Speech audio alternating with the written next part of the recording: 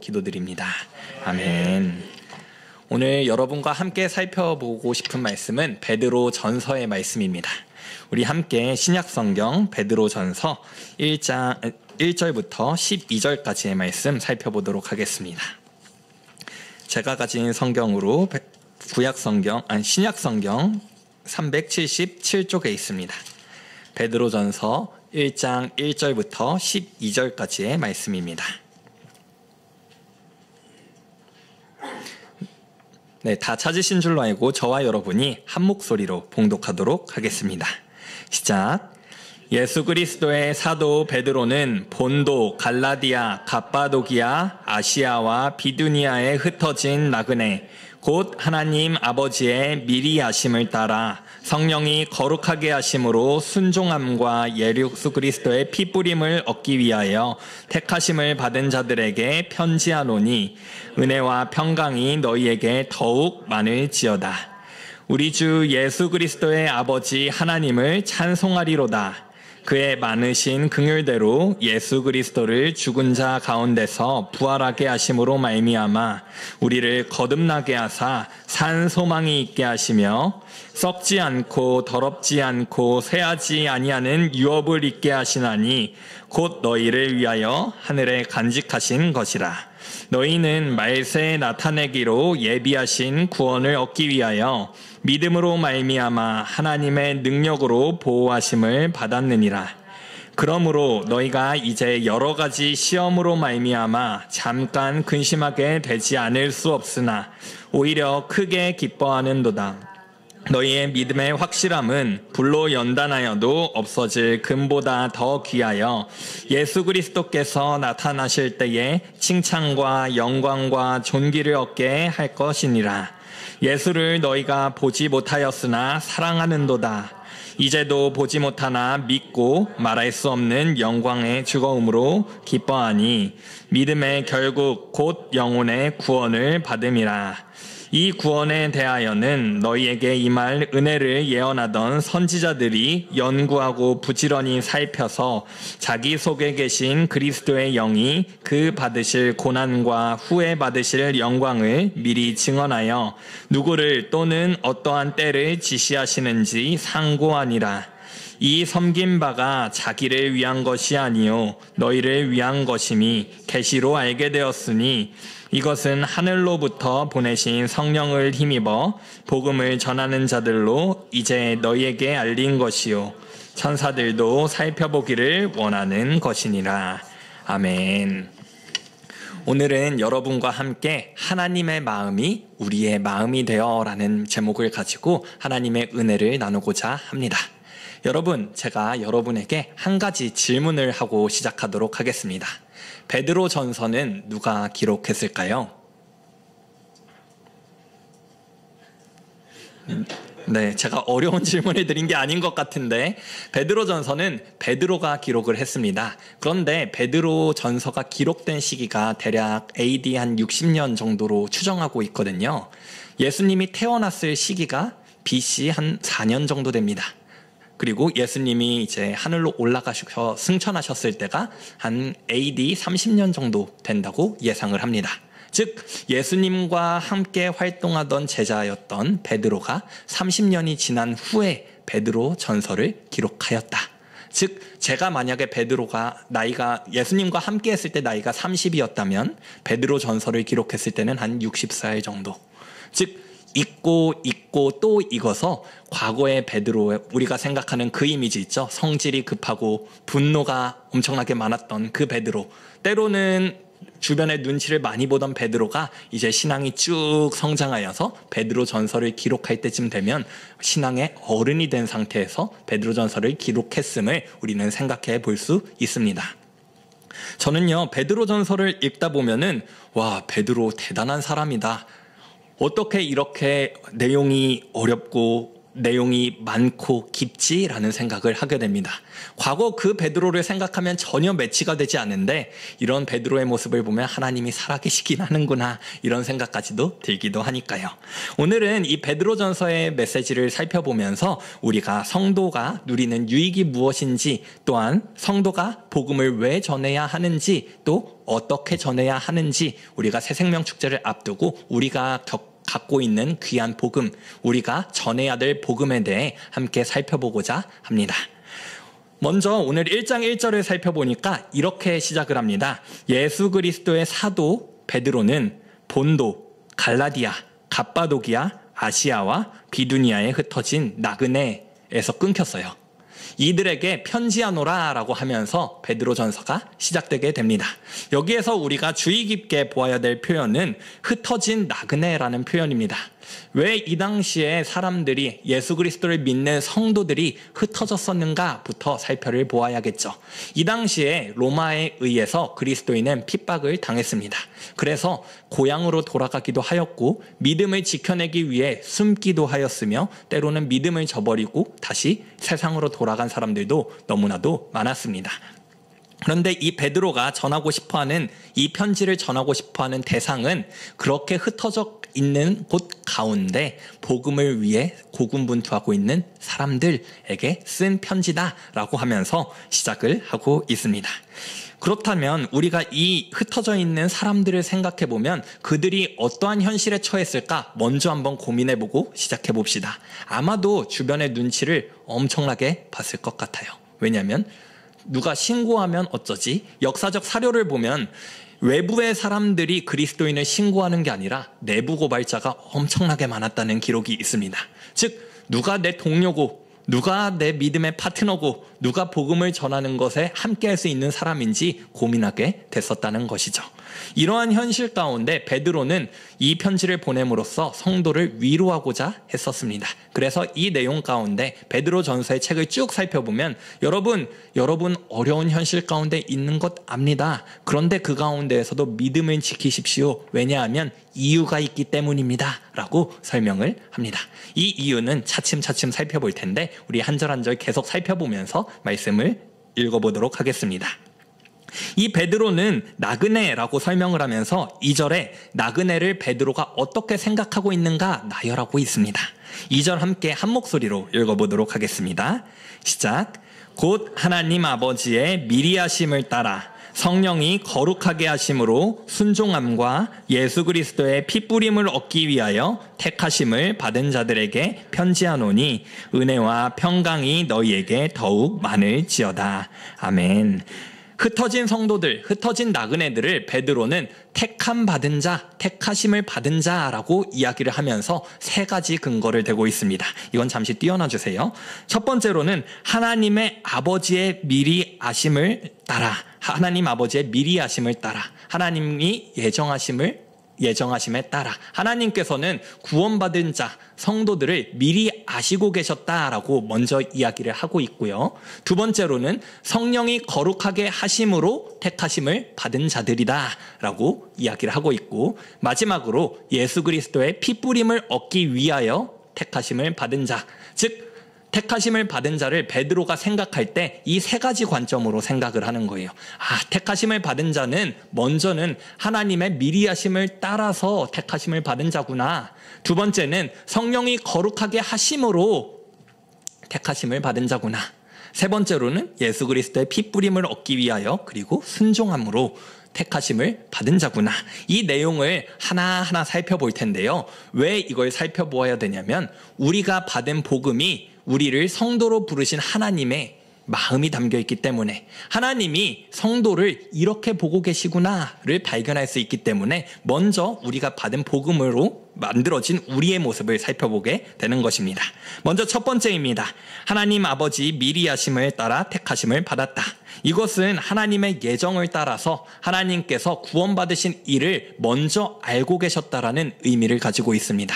즉 우리가 누군가 예수 그리스도를 믿는다면 이 사람은 우연히 누군가 복음을 전해서 하나님을 알게 된 것이 아니라 하나님께서 미리 아셨는데 우리를 사용하셔서 그를 성도로 부르셨다라는 의미가 되겠지요. 즉 우리가 무엇을 해서 우리가 복음을 잘 전해서 구원을 잘 선포해서 믿게 한 게 아니라 우리는 구원의 통로로서 사용되어서 하나님이 미리 아신 자들을 성도로 만드는 역할을 감당했다. 복음 전하는 자들이 그랬고 베드로도 그랬었다라는 것을 생각해 볼 수 있습니다. 우리는 가끔 이런 생각을 하게 됩니다. 누가 구원 받았는지, 누가 택함 받은 자인지, 누가 예정에 속해 있는지 알 수 있는가? 여기에는 우리는 겸손하게 대답해야 됩니다. 알 수 없다. 그러면 우리는 누가 택하심을 받았는지도 모르고 택함을 입을지도 모르는데 왜 복음을 전해야 하는가? 하나님의 말씀에 그리스도인의 목표, 그리스도인의 요구, 그리스도인에게 하는 명령 가운데 무엇이냐면 복음을 전하여서 누구든지 주의 이름을 부르는 자는 구원을 얻게 하는 도구로서 우리를 사용하시기 때문에, 즉 누가 구원받을 자일진 모르나 그 가운데 하나님의 백성이 있을 수 있으니 우리는 쉬지 말고 복음을 전해야 된다라는 내용이 담겨져 있습니다. 그래서 하나님은 우리가 아무 중에 이 사람을 복음을 전하여 설득하려고 하는 것이 아니라 하나님의 백성 가운데 선택받은 자들, 미리 아신 자들이 있는데 우리를 통하여서 복음을 전하여 그 사람을 하나님의 자녀로 삼으시려고 하시는 하나님의 마음이 담겨 있다. 이러한 의미에서 베드로는 성도를 무엇이라 표현하냐면 하나님 아버지의 미리 하심을 따라 택하심을 받은 자들이다 라고 이야기를 합니다. 두 번째로는 이러한 기록이 있습니다. 성령이 거룩하게 하심으로 택하심을 받았다. 이 말의 뜻은 무엇을 내포하고 있냐면 누군가는 거룩하지 않은 자가 있었다.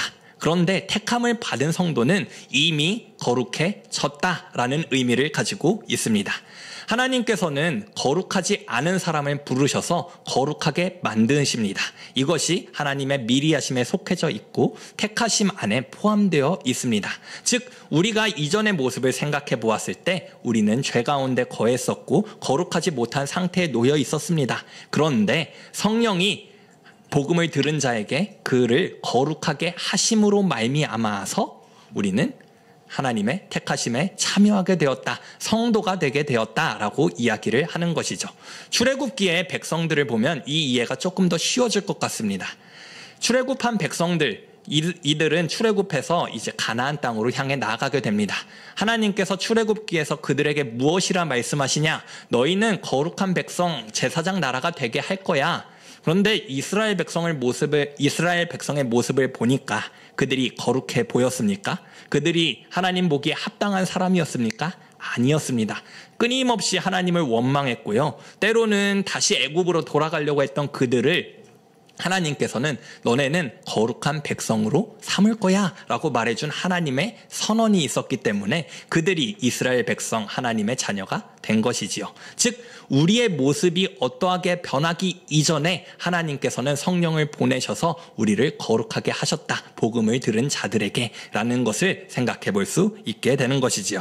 이스라엘 백성이 삶이 거룩하여서 거룩한 백성이 된 것이 아닌 것처럼 우리의 삶은 여전히 거룩하지 않으나 우리가 주 예수 그리스도를 주로 고백하는 그 선언을 보고 하나님께서 우리를 이미 거룩하게 보고 계신다라는 의미로서 성도는 하나님께서 거룩하게 보고 계시는 백성이다라는 의미를 베드로는 표현하고 있습니다.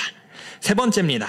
순종함과 예수 그리스도의 피뿌림을 얻기 위해 택하심을 받았다라고 성경이 기록을 하는데 이 부분은 조금 구체적인 해석이 필요합니다. 왜냐하면 번역이 조금 아쉬워요.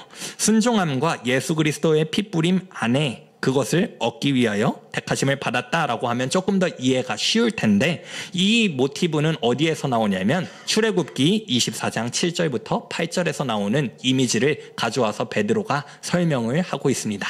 이 본문은 시내산에서 있었던 일인데요. 함께 읽어볼까요? 시작. 언약서를 가져다가 백성에게 낭독하여 듣게 하니 그들이 이르되 여호와의 모든 말씀을 우리가 준행하리이다. 모세가 그 피를 가지고 백성에게 뿌리며 이르되 이는 여호와께서 이 모든 말씀에 대하여 너희와 세우신 언약의 피니라. 아멘. 모세가 시내산에서 이스라엘 백성과 언약을 세우는 장면입니다.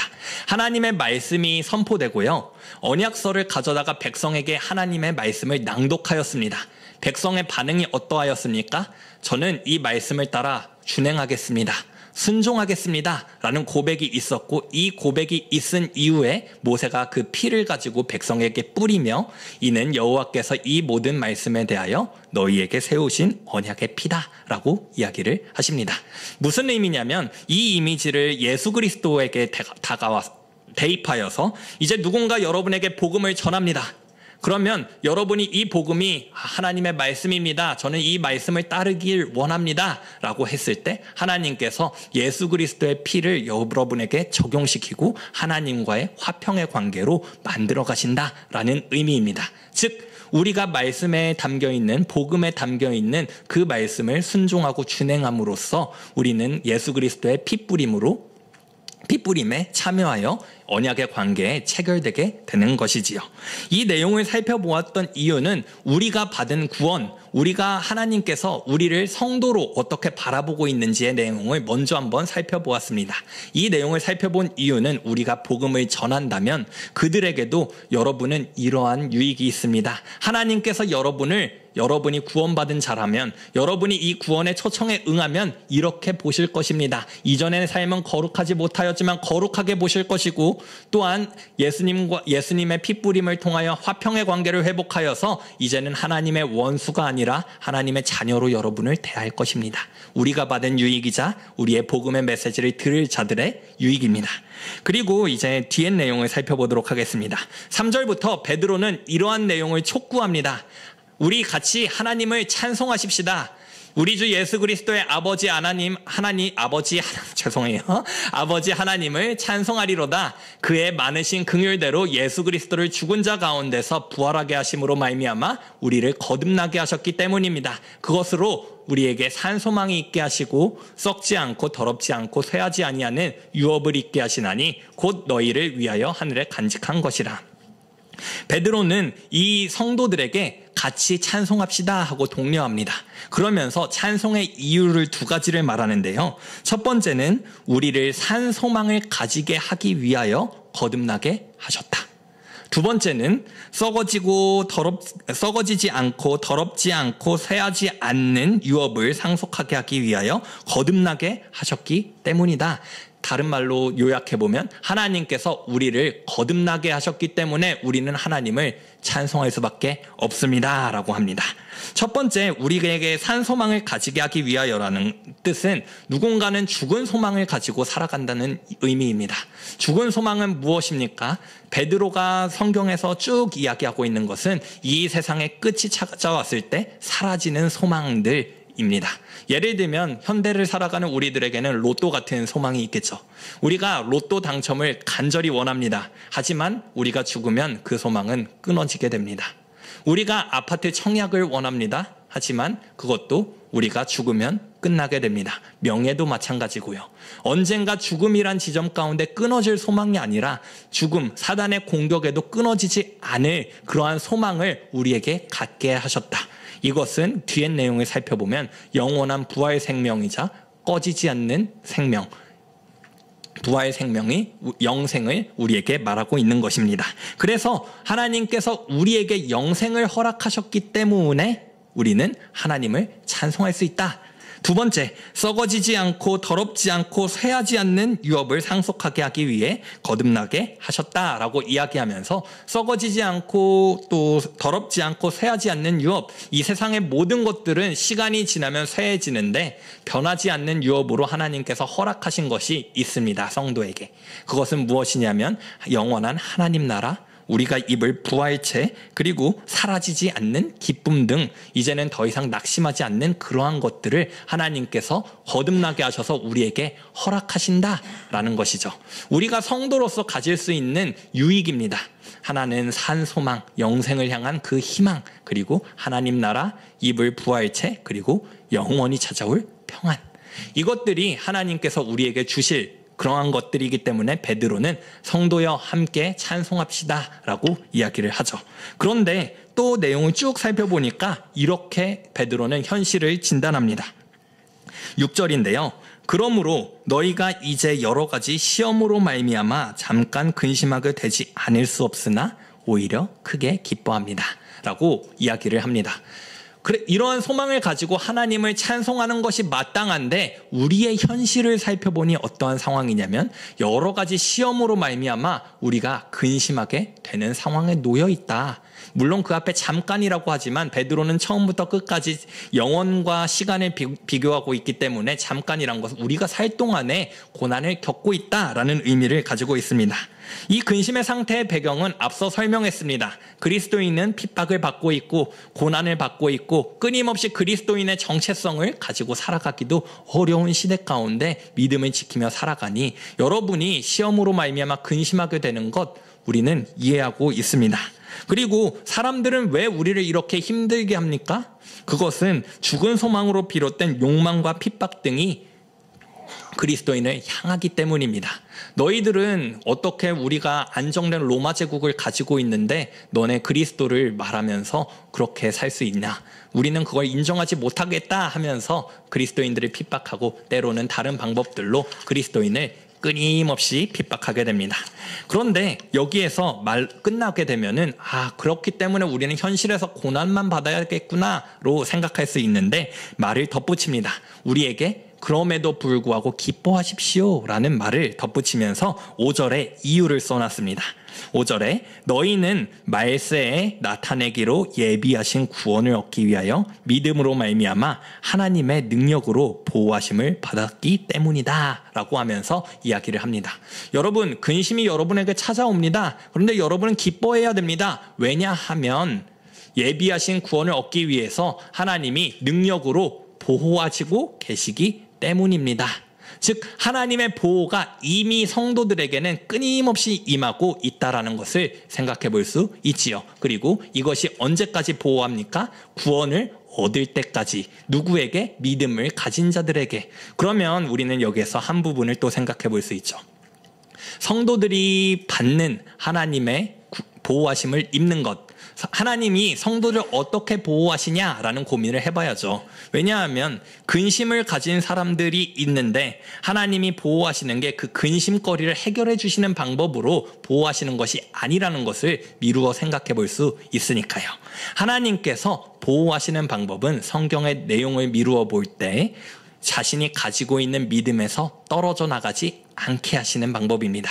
즉 성도로 하여금 견디고 인내하게 하여서 끝까지 믿음 잃지 않고 주의 나라가 임할 때까지 그곳 가운데 서 있을 수 있게 하시는 보호하심. 왜냐하면 그날이 찾아오면 다른 헛된 것들은 다 무너지고 믿음을 가진 성도들만 남을 것이기 때문에 하나님께서 우리를 이렇게 능력으로 보호하고 계신다. 성도가 가질 수 있는 특권은 결국에는 산소망, 쇠하지 않는 유업, 그런데 이것을 결코 잃어버리지 않게 하시는 하나님의 보호하심까지 우리가 겪고 있는 큰 유익입니다.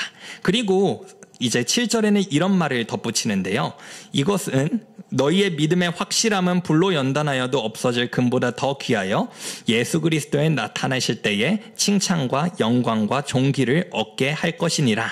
이렇게 써 있는데 이거를 조금 더 직역해보면 슬퍼하는 것은 예수 그리스도께서 나타나실 때 칭찬과 영광과 존귀를 얻게 하기 위함이다. 우리가 잠깐 근심하게 하는 이유는 하나님께서 나타나실 때에 우리로 하여금 칭찬과 영광과 존귀를 얻게 하기 위함이다.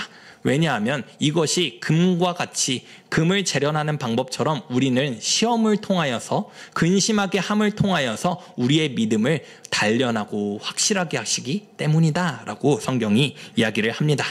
제가 이것을 계속 주저리 자세하게 설명하는 것은 이 내용이 나에게만 적용되는 것이 아니라 누군가 이 복음을 전했을 때 너희도 이것에 같이 동참하는 자들이 될 수 있어야 돼 라는 것을 이야기하고 싶기 때문입니다.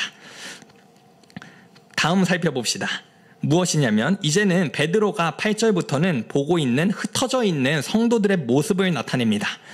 그런데 여러분은 근심 가운데 있는데 베드로가 보기에 여러분은 이런 상태인 거예요. 8절입니다. 예수를 너희가 보지 못하였으나 사랑하는도다. 여러분은 그렇게 살고 있습니다. 그리고 이제도 보지 못하나 믿고 있습니다. 그리고 여러분의 모습을 보니 말할 수 없는 영광스러운 즐거움으로 기뻐하고 있습니다. 그리고 이것의 믿음의 결국은 곧 영혼의 구원을 받음으로 이어질 것입니다 라고 이야기를 하는데, 크게 세 부분으로 나눠져 있습니다. 예수를 너희가 보지 못하였으나 사랑하는도다. 베드로는 예수를 본 사람입니다. 그런데 복음을 들은 자 중에서는 예수를 보지 못하는 사람이 더 많았던 것 같습니다.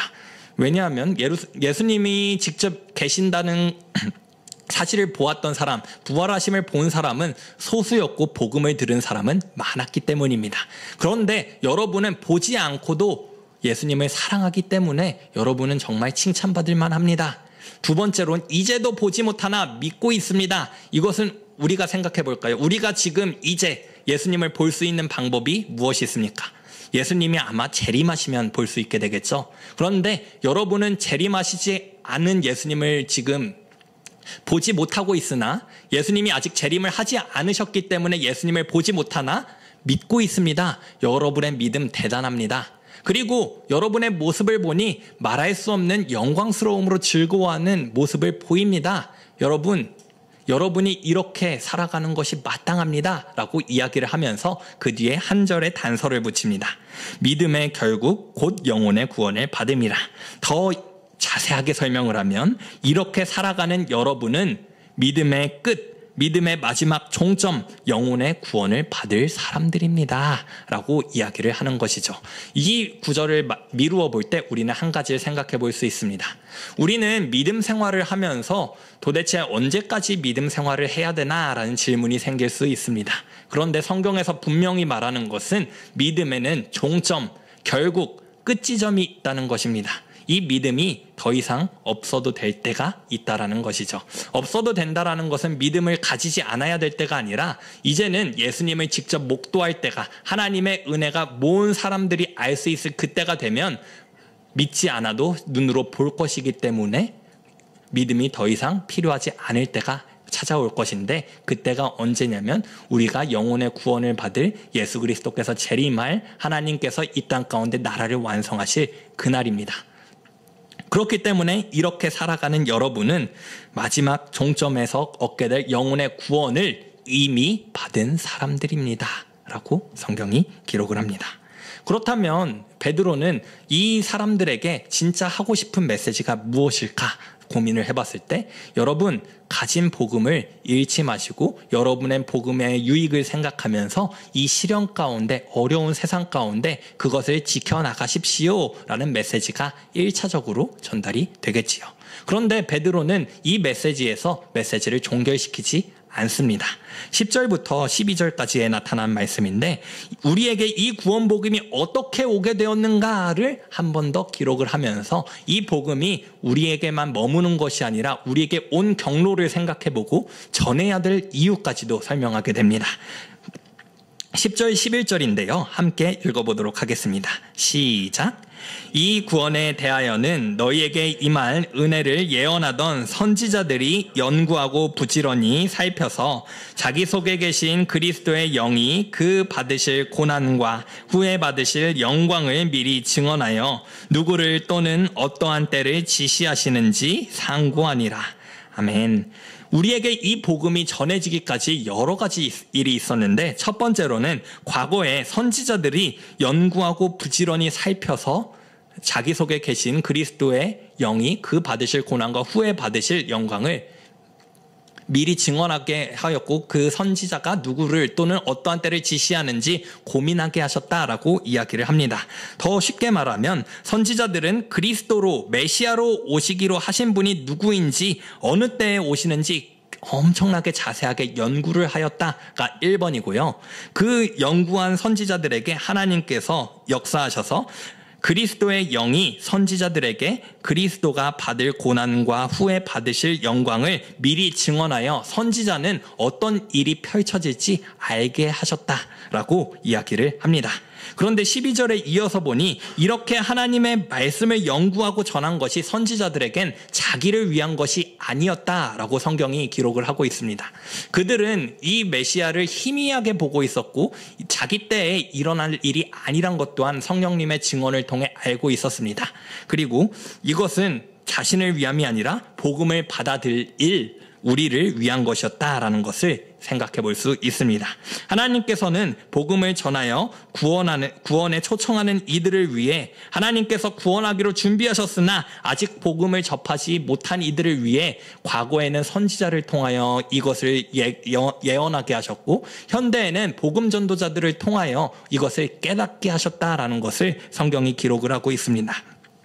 하나님의 방법은 놀랍습니다. 왜냐하면 하나님께서 여기에 있는 한 분 한 분을 직접 하나님의 능력으로 충분히 구원하실 수 있는 분이신데 하나님의 방법은 항상 어떻게 구원을 베푸시냐면 하나님은 사람을 사용하셔서 복음을 전하는 통로를 이용하셔서 구원을 베푸신다. 우리는 누군가에게 복음을 듣고 예수를 믿게 되었고 많은 이들 또한 동일한 방법으로 구원을 얻게 되었다. 때때로는 성경의 말씀을 접하게 되어서 복음을 선포하는 자들을 통하여 우리가 구원을 얻게 되었다. 그러면 우리가 누구를 구원을 얻게 하기 위해서는 무엇을 해야 되냐? 복음을 전하고 증언해야 된다는 결론까지도 생각해 볼 수 있겠습니다.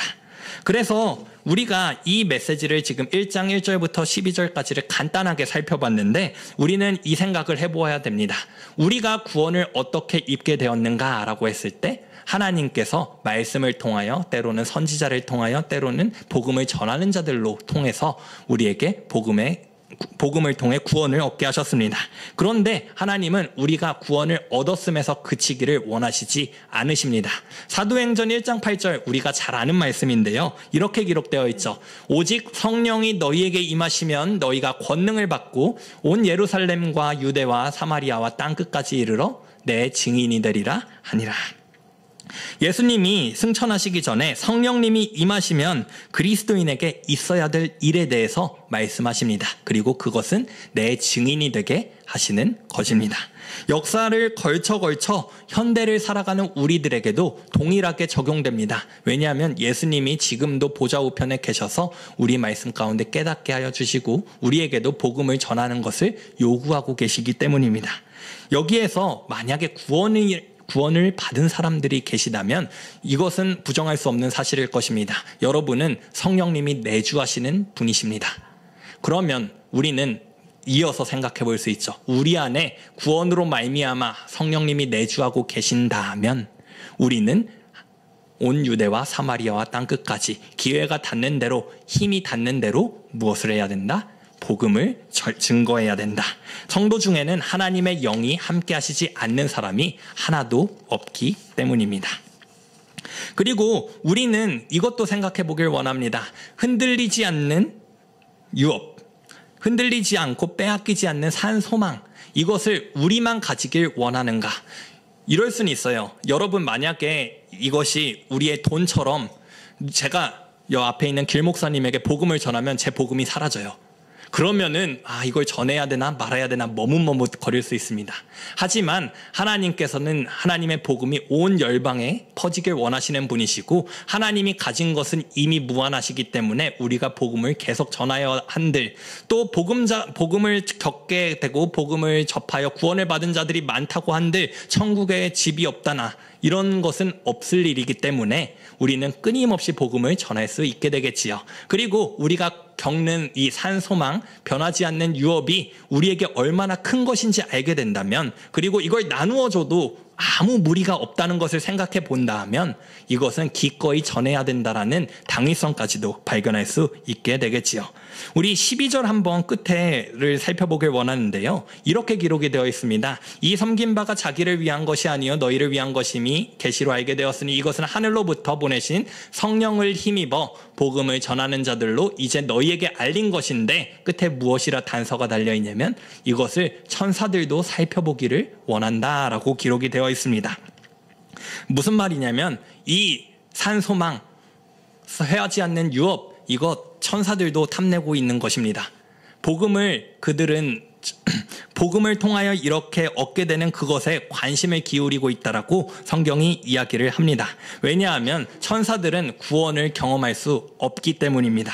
그리고 하나님께서 히브리서에는 천사들을 설명하면서 이렇게 기록을 하는데 구원받을 상속자들을 위하여 섬기라고 보내심을 받은 섬기는 영들, 즉 상속자를 위하여 섬기는 영들이 천사인데 그들이 왜 굽어봅니까? 하나님께서 이 놀라운 방법을 통하여서 구원을 이루시고 이 말도 안 되는 역설적인 방법으로 많은 사람을 구원하시는 게 놀랍기 때문에 하나님의 위대하심을 경탄하기 위해서 이렇게 굽어 살펴본다라고 성경이 기록을 합니다. 그래서 우리가 가진 복음 여러분 나누면 기쁨이 배가 될 것입니다. 그리고 마지막으로 하나님의 마음을 조금 생각해 봤으면 좋겠습니다. 오늘 설교 제목이 하나님의 마음이 우리의 마음이 되어 라고 기록을 했습니다.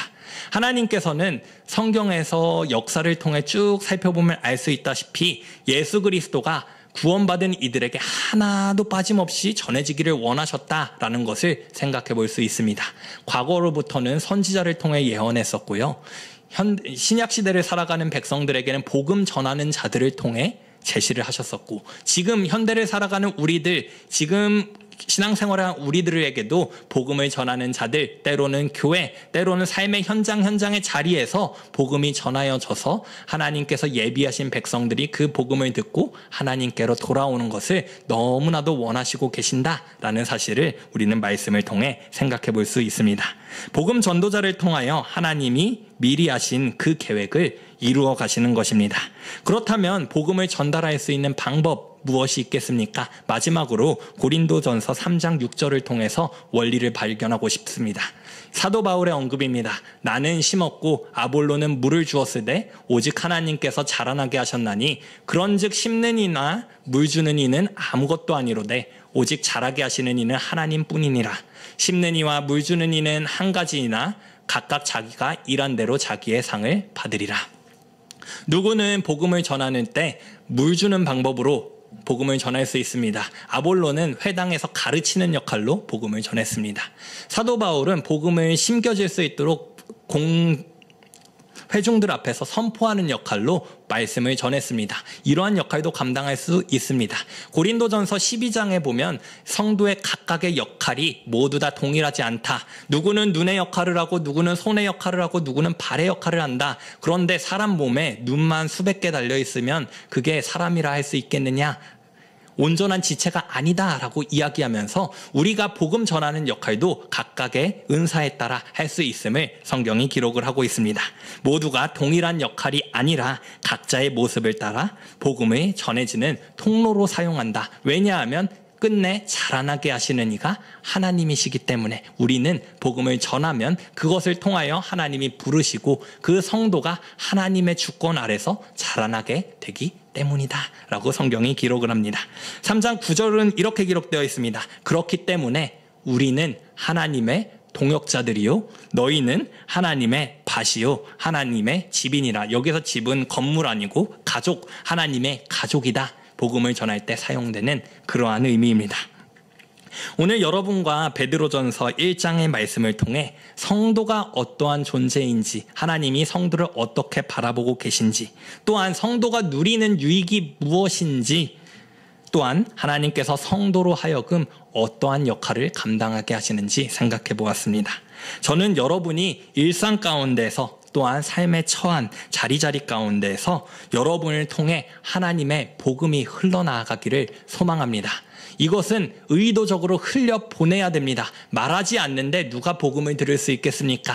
행동하지 않고 전하지 않는데 복음을 듣고 깨달을 수 있는 사람은 하나도 없습니다. 그래서 여러분이 하나님이 사용하시는 복음 전도자가 되어서 복음의 통로가 되어서 세상 가운데 하나님께서 예비하신 하나님의 백성을 돌아오게 하는 귀한 역할을 감당할 수 있으면 좋겠습니다. 우리가 새생명 축제를 앞두고 있습니다. 많은 태신자를 품고 작정하였습니다. 그들에게 우리가 해야 할 일 무엇이겠습니까? 복음의 통로로서 복음을 전한다. 우리가 전하면 자라나게 하시는 이는 하나님이시다. 때를 얻든지 못하든지 추수할 것은 많으나 일꾼이 적다고 하신 하나님의 말씀을 기억하면서 시도 때도 없이 무시로 하나님의 복음을 전할 수 있는 저와 여러분이 되기를 주님의 이름으로 소망합니다. 이 시간 함께 하나님의 아버지의 마음 한 번 더 찬송하시면서 우리 하나님 앞에 뜨겁게 기도함으로 나아가도록 하겠습니다.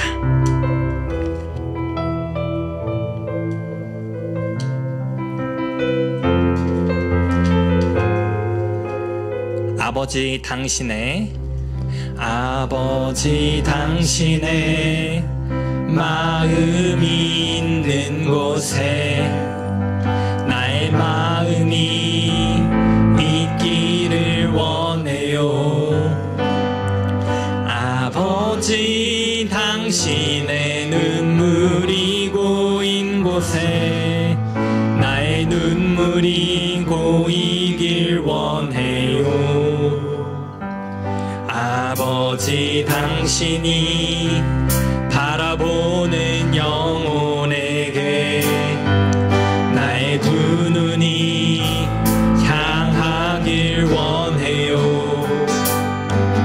아버지 당신이 울고 있는 어두운 땅에 나의 두 발이 향하길 원해요. 나의 마음이 아버지의 마음 알아. 내 모든 뜻 아버지의 뜻이 될 수 있기를. 나의 몸이 아버지의 마음 알아.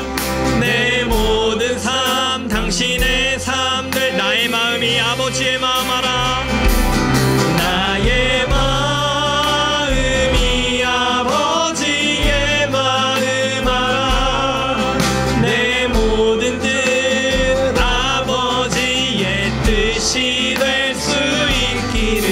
나의 온 몸이 아버지의 마음 알아. 내 모든 삶. 우리 마지막으로 한 번 더 고백합시다. 나의 마음이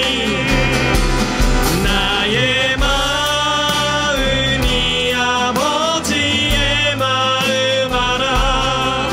내 모든 뜻 아버지의 뜻이 될 수 있기를.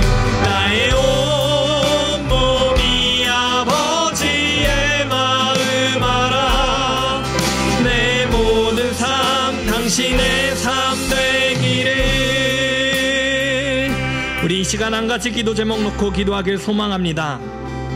이 시간 기도하실 때 여전히 우리가 살아가는 세상 가운데 죄의 권세에 속해 있는 수많은 사람들이 복음을 듣고 돌아올 그 예비된 영혼들이 너무나도 많음을 발견하게 됩니다. 하나님, 우리를 삶의 자리 가운데서 하나님의 복음의 통로로 사용하셔서 복음의 전도자로 사용하셔서 그들이 다시 하나님께로 돌아와 하나님께서 주신 큰 소망과 큰 유익과 큰 상속의 모든 것들을 누릴 수 있도록 하나님 우리를 사용하여 주시옵소서. 구원하시는 이는 하나님이시오니 우리를 사용하여서 하나님께서 예비하신 그 영혼들을 주께로 돌아올 수 있게 우리를 사용하고 인도하여 주시옵소서. 하나님, 우리를 사용하여 주시옵소서. 이러한 은혜를 구하며 하나님 앞에 나아가도록 하겠습니다. 기도하겠습니다. 사랑하는 하나님, 감사합니다. 하나님, 우리가 이 수많은 죄악 가운데 아직 건져지지 못한 영혼들 가운데 하나님의 복음을 선포하길 소망합니다.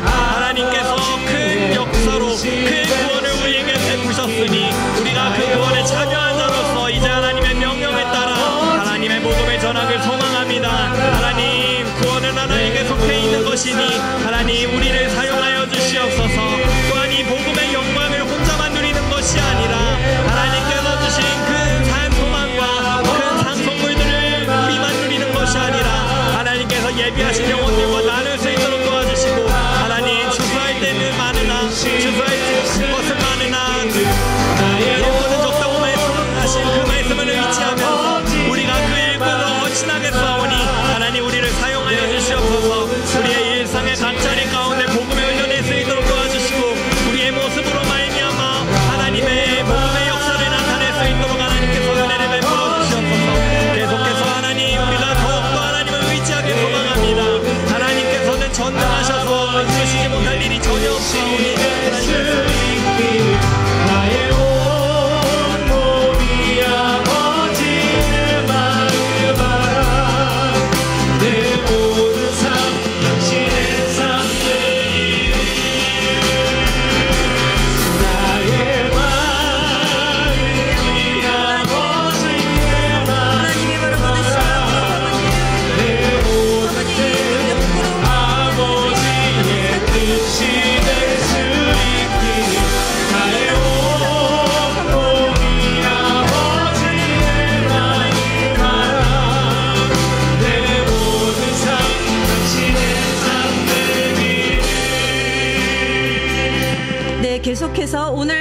말씀을 따라서 기도하겠습니다. 베드로는 극심한 고난과 핍박 속에서 오늘 말씀을 전했습니다. 마지막 때에 우리네 세상은 더욱더 난폭해질 것입니다. 그러나 어떠한 순간이라도 안심하십시오. 우리는 노후 대책을 세우는 사람들이 아니라 사후 대책이 이미 서 있는 사람들입니다. 믿음의 결국은 곧 영혼의 구원입니다. 나의 힘이 아닌, 나의 공로가 아닌 오직 예수 그리스도께서 이미 다 이루신 일로 말미암아 다시 사는 산 소망이 있는 확장된 사람들입니다.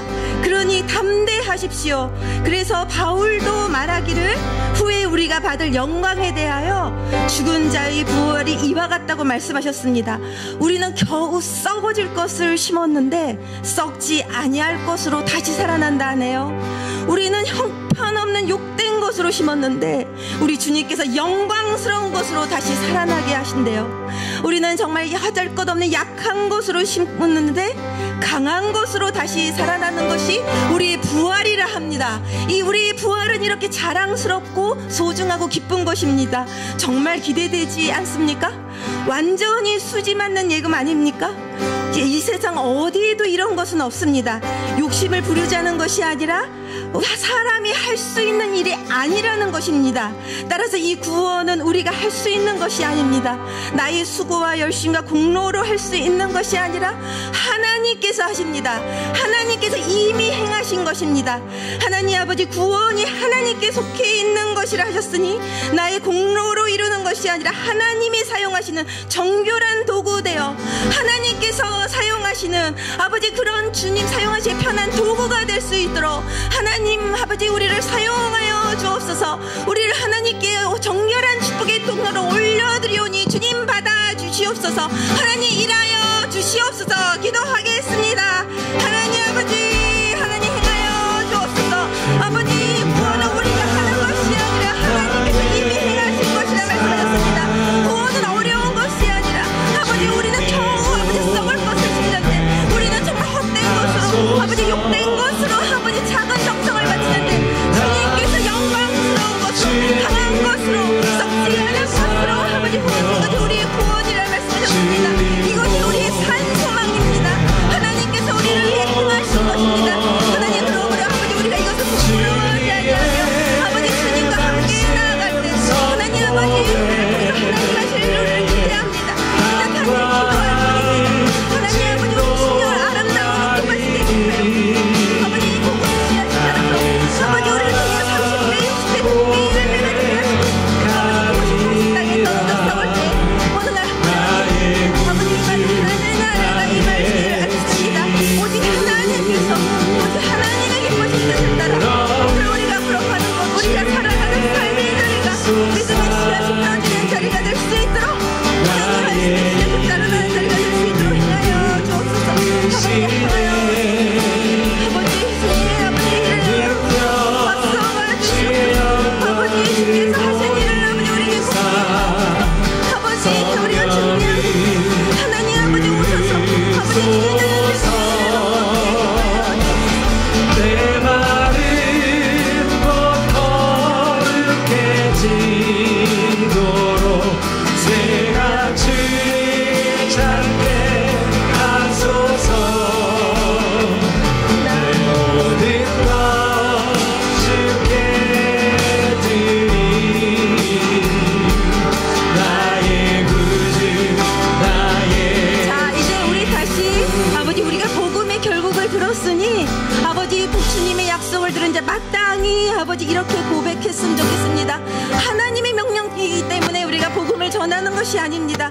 주님이 사랑이 있기 때문에 주님의 사랑에 감격한 우리 마음이 있기 때문에 우리가 복음을 전하는 것입니다. 우리가 그 마음으로 이 찬양을 우리가 불렀으면 좋겠습니다. 주를 향한 나의 사랑을 주께 고백하게 하소서. 주님의 약속 속에 주님의 말씀 속에 주님의 아름다운 그늘 속에 강하고 담대하게 살아가며 주를 보게 하소서.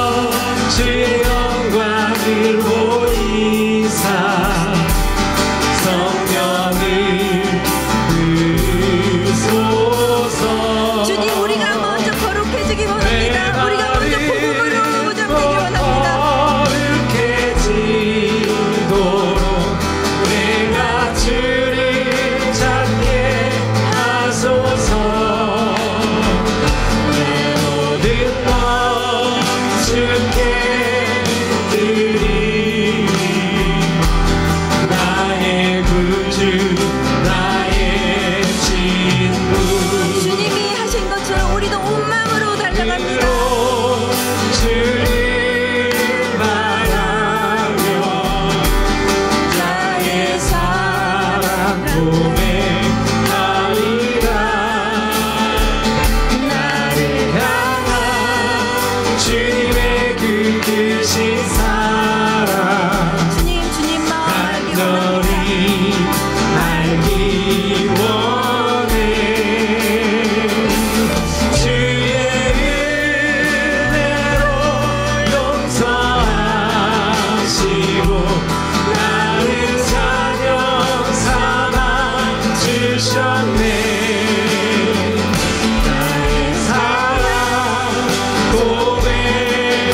고백하리라 나의 구주 나의 친구 네, 주님, 우리가 이런 사랑을 받았는데 어찌 잠잠하겠습니까?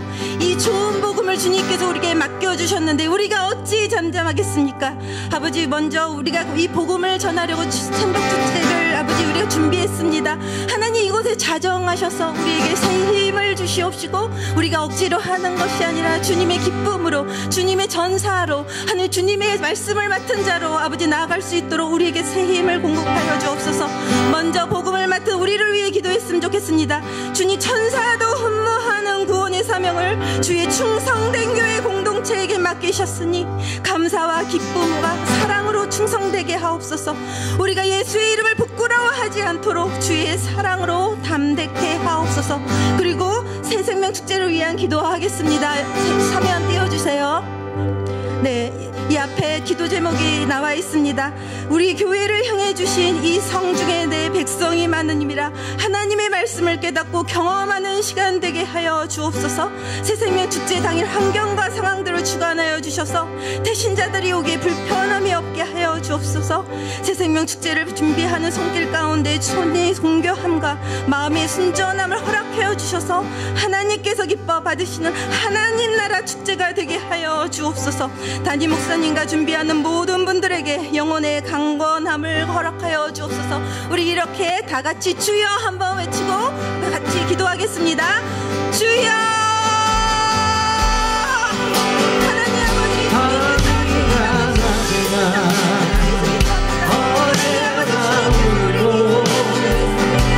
영원히 주만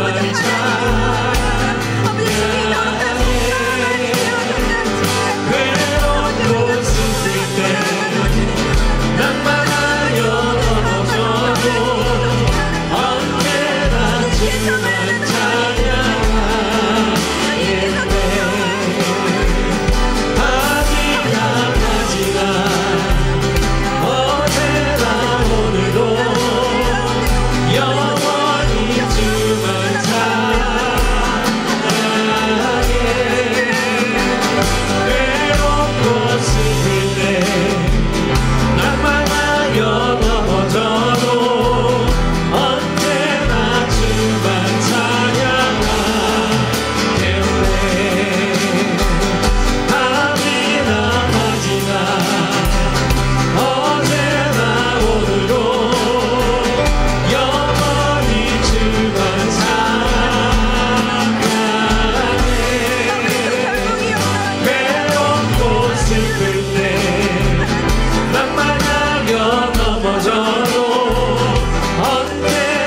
주만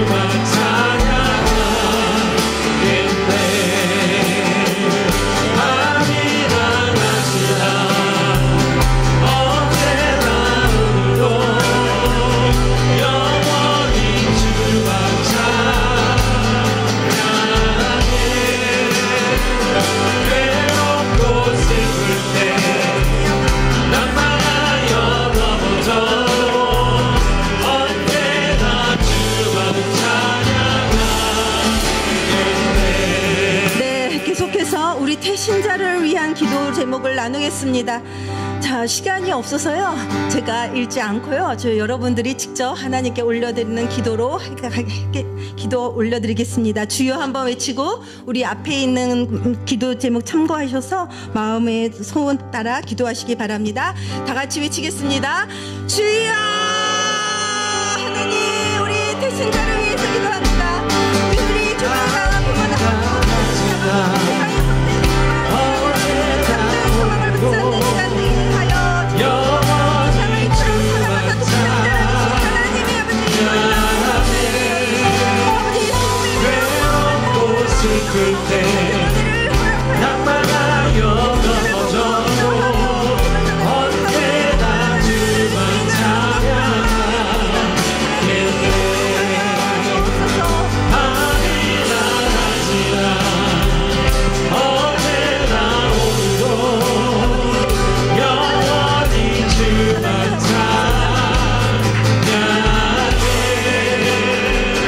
괴롭고 슬플 때 낙망하여 넘어져도 언제나 주만 찬양하겠네.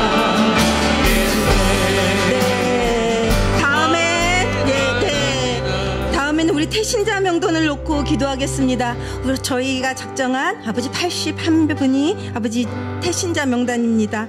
한 사람 한 사람 명단을 부르며 기도해 주세요.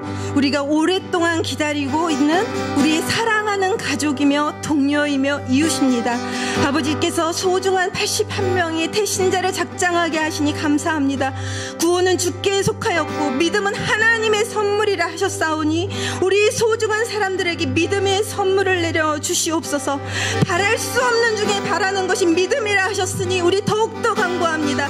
주님, 문 밖에서 그 마음 문 두드리실 때 그 마음 내버려 두지 마옵소서.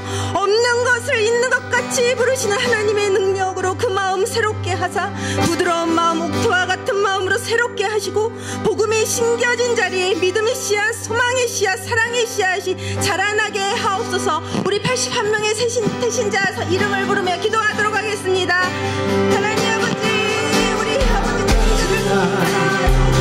하나님의 사랑이여 하나님께서 걱정하게 하시옵소서. 주님께서 아시는 이름입니다. 하나님 아버지, 하나님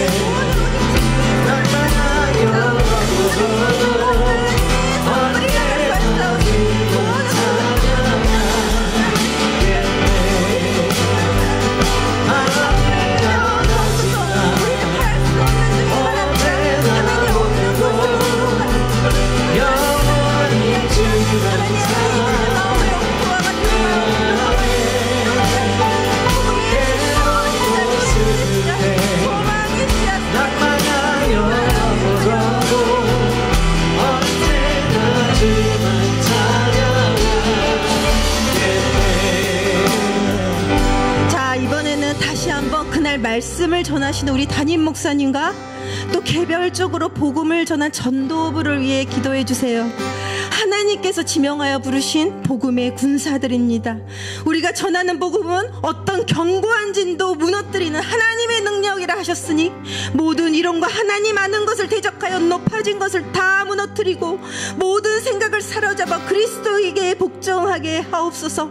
주님의 이름은 천하의 구원을 주는 유일한 이름이요 누구든지 믿기만 하면 구원을 얻는 능력의 이름, 소망의 이름인 줄 우리가 먼저 확신하오니 알지 못하는 복음을 전하는 것이 아니라 먼저 맛보아하는 복음을 담대히 전할 때에 하나님 복음의 능력, 생명의 능력이 나타나게 하옵소서. 우리 담임 목사님과 전도부를 위하여 주여 한번 외치고 기도하도록 하겠습니다. 주여 하나님, 우리 복음을 전하시옵소서. 목사님과 전도부를 하옵소서. 하나님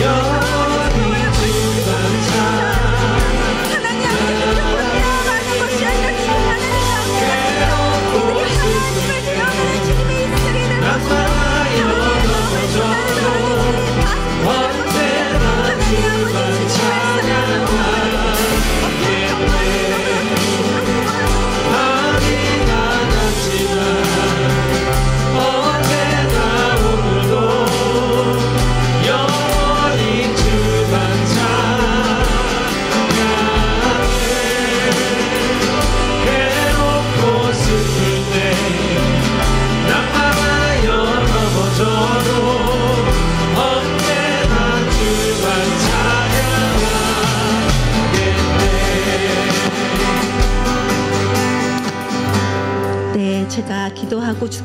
주기도문으로 마치고 여러분 마음에서 떠오르는 대로 하나님께 기도하도록 하겠습니다. 제가 기도하겠습니다. 하나님 아버지, 사람 남는 어부가 되게 하리라는 예수님 말씀을 따라 이제 우리가 해산하는 수고를 하려 합니다. 얼마나 걸릴지 혹은 오래 걸릴지 알지 못하지만 아름다운 생명을 품고 있는 자가 어찌 낙심하겠습니까?